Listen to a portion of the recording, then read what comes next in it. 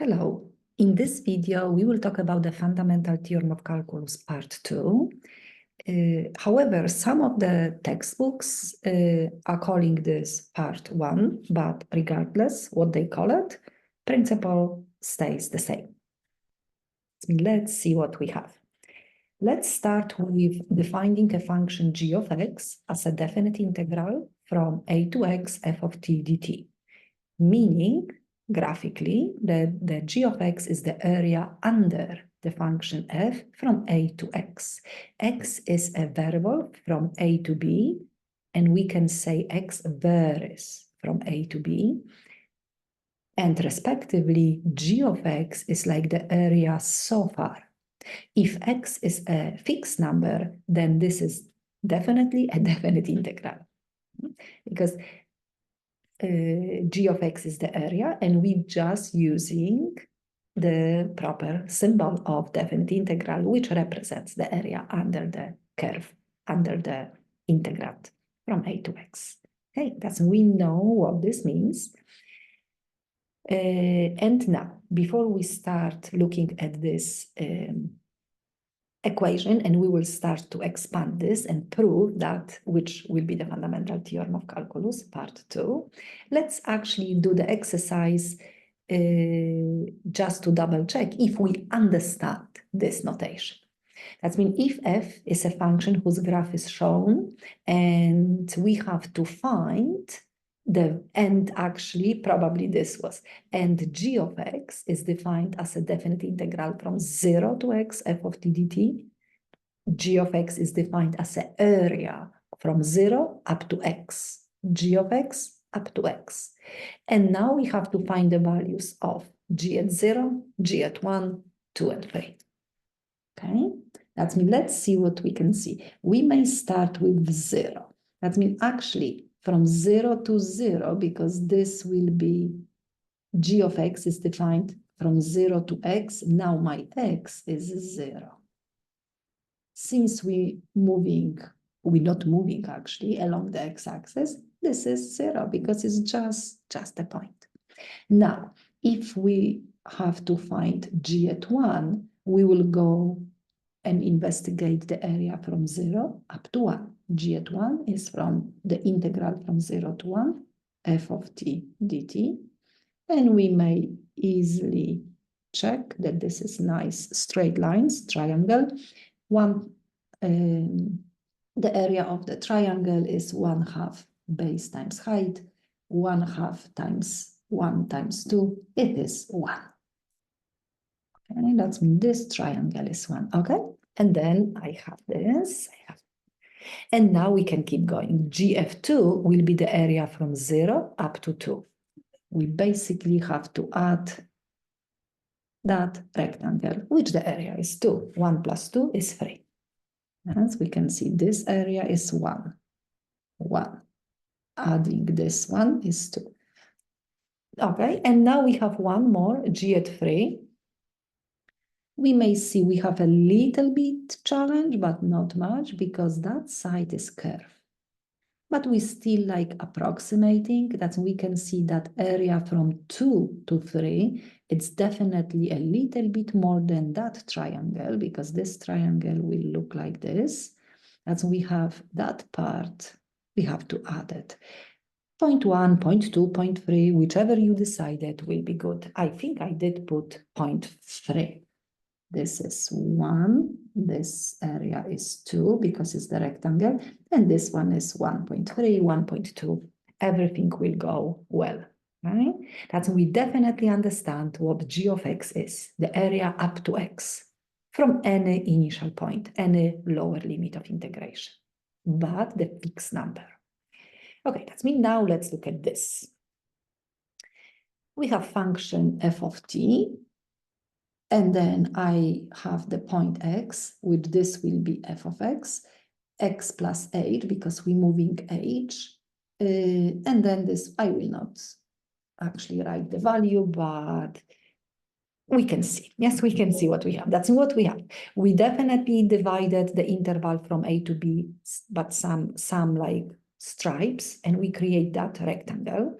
We know that tool because when we will add all of these areas of these rectangles, we can approximate the area under the curve. But here, let's focus on this one rectangle.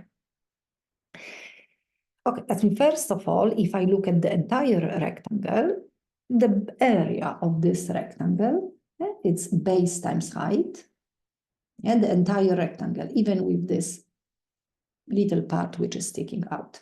A base is h, and height is the value, value of the function f of x. Okay, that means this is the area. Now, I can also approximate this area of the rectangle by just taking the golden part, which is the area under the curve. Yeah, they are almost the same, almost. That's what we know. We know that g of x, yes, g of x is the area from a up to x. And this is the notation. That's mean up to x. Yes, from a up to x. Now, if I define g of x plus h, it will be the area from a to x plus h under the curve f of t. It means from a to here.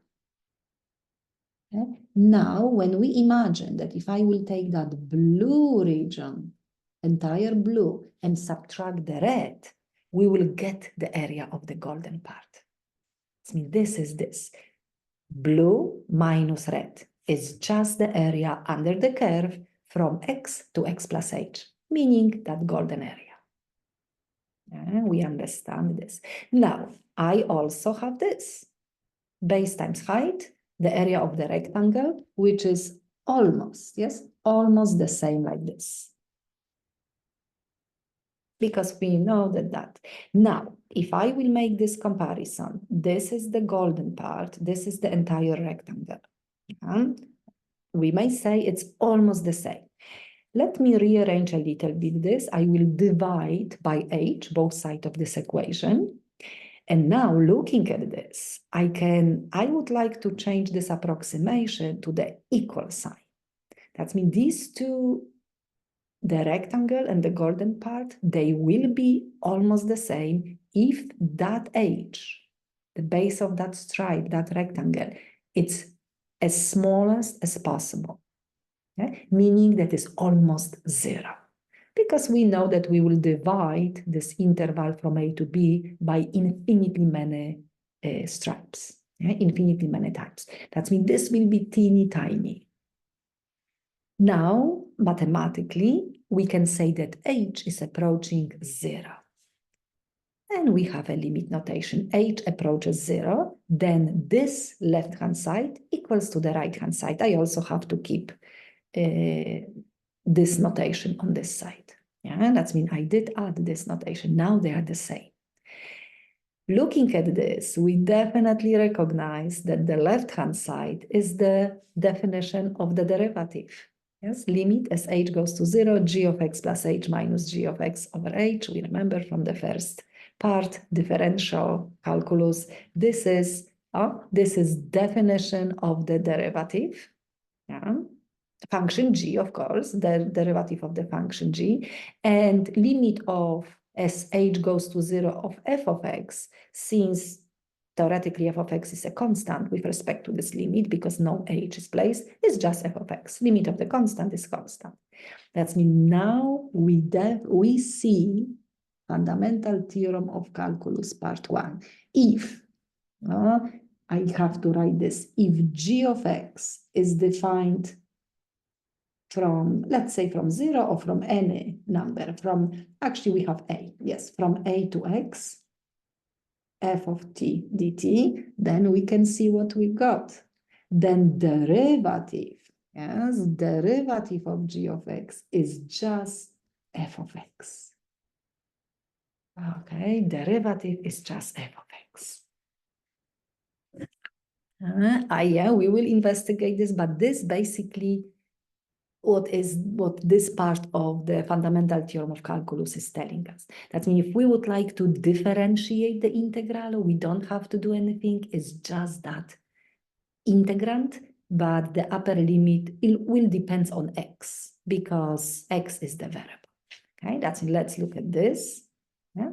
If f is a continuous from a to b, then function g of x is defined like this. We understand everything. The integral from a to x, f of t dt, x is between a and b, is also continuous on a and b and differentiable. Then derivative g prime of x equals to that integrand, but depends on x. Yeah? That means derivative of a definite integral with respect to its upper limit is the integrand. Integrand is just the function that we're integrating inside, evaluated at the upper limit. Because this antiderivative will be at the a will be constant, derivative of the constant is 0. Now I have one more notation, the Leibniz notation. Derivative of the integral, definite integral, is basically that function. We can see we will copy this function. Just instead of t, the variable t, we will put x. Okay, and we can maybe prove this. I mean, we can just do, I have the next exercise, but we can just check derivative of a definite integral from a to x, f of t dt. Okay, it's not what we know. First of all, we may say, okay, that's my function. In order to integrate, okay, let me, too fast. In order to integrate, yeah, we will need the antiderivative. Yeah, that's, we remember like the fundamental theorem part 1, we need the antiderivative. That's mean we need, because the integral is the anti-differentiation. Derivative of f of t. Okay, and we will use the capital F. That means the antiderivative of f of t is f of t. And we still have to keep the limits from a to x. Yeah, that's, I can maybe say from a to x. Okay. We still didn't differentiate because I'm focusing on this integration. And now fundamental theorem part 1, f of x, f of the upper limit, the antiderivative of the upper limit, and then antiderivative of the lower limit. Yes, that's how we integrating. Yeah, that's how we just need the values at the end points of the antiderivative and subtraction. And now we can differentiate derivative of f of x, which I mean of this capital F of x, is basically f of x, because this is the antiderivative, since derivative is the original function, minus, and derivative of the constant is 0. That's we notice, which actually I can maybe write here, we've got f of x. Yes, that's when we can see derivative, yes, derivative of the definite integral is, and we may avoid the entire process. We can just copy this function with respect to the upper limit. Okay, that's it. That's because sometimes to get this antiderivative, it's a challenge. Yes, but we can see if we have the antiderivative, we will still end up, yes, we will still end up with f of x. That's what we can also say, that differentiation and integration are the inverse operation, because derivative and integral means antiderivative. We will just copy this, I mean, we will just cancel this and we will end up with integrand, but this will depend on the variable x, the upper limit. Okay. That's what we have to. Let's practice and we will see. That means, first of all, we will try to find the derivative of a, yes, of a of x, if a of x is defined as a definite integral from 1 to x 4 minus t squared dt. That's what I was planning. Since we can easily integrate this, let's see. I mean, maybe we can write the answer right away. Okay, based on the fundamental theorem of calculus, we have the lower limit must be a constant, the fixed point, and then we know, yes, that the derivative is basically function f of x. Yeah, it's just this function. That means I can, and our function is this. That means I can just copy 4 minus, instead of t, we will replace t with the upper limit x squared. That means this is the answer. We don't have to do anything. Yes, derivative of this definite integral is just the integrand, 4 minus x squared, just upper limit. But now let's do it. Derivative of a of x, it's derivative with respect to x of this. Oh, that's actually t.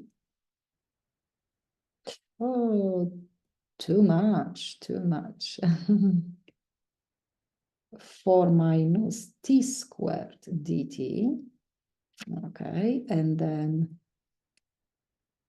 let me maybe write f of t, the integrand is 4 minus t squared. Yes, but we know this. And then respectively f of x will be 4 minus x squared. That's what I write here. Okay, we know that. Okay, that's me now what we need. We need the antiderivative. That's mean normally I will say in general f of t. That's the antiderivative. Yes, antiderivative of f of t. But we may get this. Antiderivative for 4 is 4t. Antiderivative for t squared is t cubed over 3. I'm just using the power like rules for integration. And this will be evaluated from 1 to x. Okay, let's see. Okay, that means this will be 4x minus x cubed over 3 minus 1 times 4, 1 cubed over 3. Yep. I did evaluate Fundamental Theorem of Calculus, part 1. I did substitute upper limit and lower. And now you can see that means I anti-differentiate, and now I have to differentiate. That's mean why even doing this? Because derivative of 4x is 4. Derivative of x cubed over 3 is x squared. Derivative of the constant is 0. That's when we actually end up having f of x. And this is the derivative. That means, of course, that's what we knew it right away. And I think I typed this. Yes, that we can see we don't have to, especially if this process, where is the formula? This formula, if this formula is not easy to get, if this integrand is not easy to be integrated, we don't have to, we can play with the general form, or even right away, we can say derivative of a definite integral, it's basically that function replacing the upper limit, replacing the variable t with the upper limit. Okay, let's see the next question. Actually, the same thing. Find the derivative of the function g of x, defined as an integral from 1 to x, square root of 1 plus t squared dt. So now we can see definitely this and this integrand, which I can call it f of t, it's not easy to be integrated. Okay? 1 plus t squared. And I can say f of x is 1 plus x squared. Let's see. Okay, that means now we definitely know the answer. Find the derivative. Let's write the derivative. Derivative is basically because we have a constant, no problem. And then upper limit, x, because then we always substitute first upper limit. Derivative is basically that function. 1 plus x squared square root of this. Just f of x. Let's do this. Instead of the same function, the same integrand, instead of t, we will put x squared. That means we don't have to do anything if we understand, or we can do step by step. Let's just say also that f of t is the capital F of t is the antiderivative of f of t. Okay, that's me. Let's start. If we just to practice, let's differentiate g of x, which of course is g prime Actually, I can maybe write here different notation. Okay, but what we're doing, we differentiating integral from 1 to x square root 1 plus t squared dt. We will differentiate. Now, in order to integrate, we need the antiderivative. That means we need the antiderivative for, we will call it f of t, and from 1 to x, correct? I don't know because of, as I said, we don't even need to know, but in order to get the antiderivative, meaning in order to integrate this, it is challenge function. We will actually learn this in calculus too, but at the moment we don't have to. I just need the antiderivative. Now, Fundamental Theorem of Calculus part 1, I'm substituting upper limit, lower limit, and now I will differentiate. Since f of x is the antiderivative, derivative of the f of x is capital F is function f of x, and derivative of the constant, because f of 1 is constant, is 0. That's when we did prove that we get derivative of g is just the function f of x, and we knew it. It's the same function, but variable is x. We knew that. Yeah, I can see. That's mean you don't, if you really understand, we don't have to even do the whole process. You can just say right away. Okay, but that's the way derivative. Okay, let's actually look at a couple of things. Let's find the same question. Let's find the derivative of the function g defined as an integral from x to 1 cosine of square root of t dt. Again, quite challenge integrand to be like integrated, but now the limits of integration are switched. That means if we think about subtract antiderivative at the upper limit minus antiderivative of the lower limit, that means the negative will be the consequence. We may say that actually, right, derivative of this will be the same function cosine of square root of x, because we will put x, but negative. Yeah? Because we may also rewrite this, we may switch the limits if you prefer this way, but I can show you also the other way. If we switch the limits, then we do have negative, because we always have to have the upper limit. Then derivative of this integral is just the function inside the integrand. Cosine of square root of t is replaced with the upper limit x, and the negative will stay.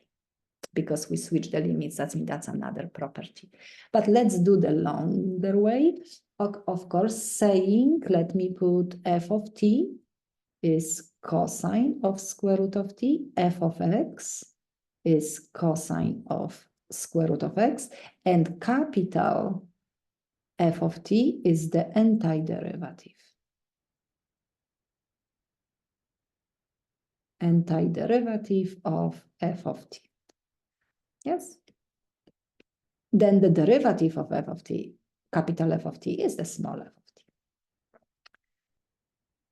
t. Okay, let's start. Derivative with respect to x of g of x is derivative with respect to x of x, the integral from x to 1 cosine square root of t dt. Okay, derivative with respect to x. Then this integral, integral of cosine square root of t dt, we just need antiderivative. Okay, that means I need the antiderivative of this, and it will be evaluated from x to 1. Let's evaluate. Antiderivative at 1 minus antiderivative at x. Now, derivative of the constant is 0. Derivative of antiderivative is the original function.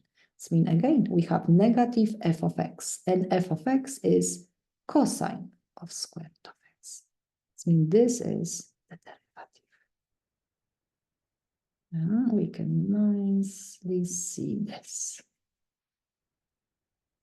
Yes. We knew it this right away based on the, but this is the proof. Okay, but now we can see we have the example with negative if this is if the variable is sitting as a lower limit. Okay, limit of integration. Now, okay, another step. Let's find the derivative of the function g of x, which is defined as a definite integral from 1 to x to the power of 4, sine of t dt. Again, this one, maybe it's easy to be integrated, but let's just use the anti-derivative symbol. Okay, that's what we need. Because we will not guess this one. Okay, you probably know the answer, but let's see. F of t is just sine of t. Perfect. F of x is just sine of x. Okay, and whatever is the input, we will put this. Okay, that's what we need. Let's start. Derivative with respect to x of the function g of x is the derivative with respect to x of this integral. 1, that's good. The lower limit is constant. That's probably no negative is involved. Up to x to the power of 4 sine of t dt. Okay, derivative with respect to x. And now we need the antiderivative. That means f of t is antiderivative. Derivative of f of t. And this is f of t. That's we will have f. We know what's the integral of sine of t. Yeah, it's actually negative cosine of t. But let's just keep the general form. F of t from 1 to x to the power of 4. Now let's substitute upper limit, antiderivative for x to the power of 4, antiderivative at 1. Okay, and now we have to differentiate this. Derivative of the antiderivative of f is f, but this is antiderivative at x to the power of 4. That means derivative of this function is f of x to the power of 4 times, follow the chain rule, 4x cubed. Yeah, because we have to also differentiate the inner function like a normal chain rule. Minus derivative of the constant is 0. That's it. Now we can see we just need this f of x to the power of 4. Instead of replacing t with x, we will replace t with the entire upper limit, x to the power of 4. So the final answer is 4x cubed, because this came from the chain rule, the derivative of the inner function, times function f, which is sine at x to the power of 4. That means this is g prime of x. That means it is, I put the question mark, that means it's almost the same process. We will copy this function, this integrand sine, instead of t, the variable t, we will put the upper limit as it is, times derivative of this upper limit. That means this is maybe the new component that we have to remember. Perfect. And now I have this exercise. Oh, it means now we know almost everything. But now let's look. We do not have constant. That means this. Yeah, I can maybe write the answer right away. To find the derivative. Derivative is basically the integrand. That means I am substituting the upper limit. That means I will substitute x to the power of 5 squared plus 7 and times derivative of this, 5x to the power of 4. And the bottom one, we know that this will be negative. We will replace t with the lower limit, x cubed squared plus 7, and times the derivative, times the derivative of this limit, 3x squared, okay, minus. This means this is the answer. Of course, we can combine the exponents, right? But let's check. Derivative, let's do the long way. Derivative of g of x, knowing that, again, f of t will be the antiderivative of, oh, my pen, antiderivative of f of t, and the small f of t is just the integrand, t squared plus 7 square root, because we need this. Okay, let's check. Integral from x cubed to x to the power of 5, t squared plus 7 square root of t dt.